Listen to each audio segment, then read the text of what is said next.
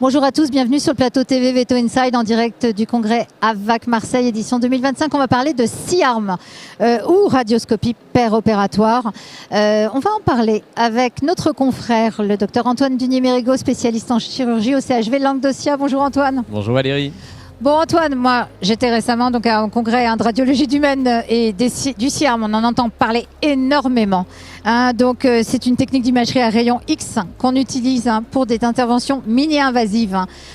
En humaine, bien sûr, mais en vétérinaire, de plus en plus. Quels sont les champs d'application dans notre activité vétérinaire du C-arm ? Alors, les champs d'application sont variés. Donc, ça va de la chirurgie à la médecine interventionnelle, également à la cardiologie. Donc, en chirurgie, ça peut être pour l'aide à la réparation de fractures ou à la vérification de position des implants. En cardiologie interventionnelle, bien, on arrive à, par exemple, colmater des vaisseaux cardiaques comme les persistances du canal artériel qu'on n'a plus besoin du coup de faire en chirurgie. Et puis, ça permet aussi la pose de stent au niveau de la trachée, au niveau des urtères. Ça permet aussi de faire des études fonctionnelles également au niveau dynamique du larynx, par exemple, ou du pharynx. Alors, il y a beaucoup d'atouts avec cette technique d'arceau en C. D'abord, il y a un faible rayonnement, donc c'est quand même déjà appréciable. Est-ce qu'il y a d'autres atouts et est-ce que tu considères, du fait de l'avoir utilisé, qu'il y a une meilleure qualité d'image ? Alors, je dirais pas qu'il y a une meilleure qualité d'image parce que l'image qu'on va obtenir, en fait, elle est souvent inversée par rapport à une radio classique. C'est-à-dire que ce qui est noir sur les radios qu'on a l'habitude de voir va être blanc. Donc, ça perturbe un petit peu au début. L'image est plus claire même alors ? L'image est effectivement beaucoup plus claire. Et surtout, ce qui a un avantage, c'est que ça permet de voir en dynamique, par exemple, le positionnement d'un implant. C'est-à-dire, on peut bouger une broche, de se dire, là, il faut que je la mette un petit peu plus haut, là, un petit peu plus bas. Et chose qu'on ne pourrait pas faire nécessairement si on voulait faire du mini-invasif à 100%. Concrètement, grâce au C-arm, est-ce que toi, tes interventions chirurgicales sont plus rapides ?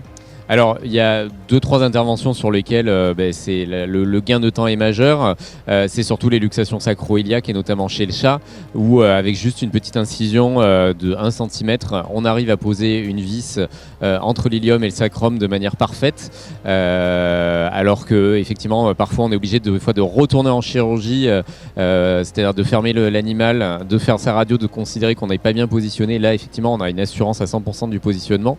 L'autre, c'est également les fractures du col du fémur qui peuvent être faites de manière mini-invasive et pareil qui peut se faire en des fois moins de 10 minutes montre en main.